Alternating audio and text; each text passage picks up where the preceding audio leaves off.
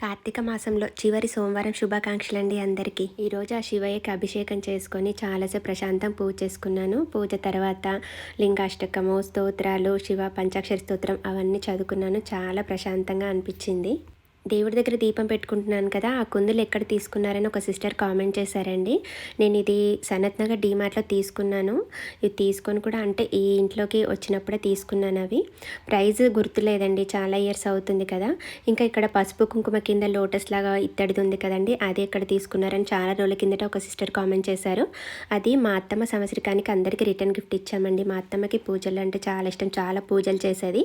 అందుకే అలా తన గుర్తుగా ఉంటుందని చెప్పి అందరికీ అలా ఇచ్చాము. మేము కూడా తన గుర్తుగా అలా పెట్టుకున్నాము దేవు రూమ్లో.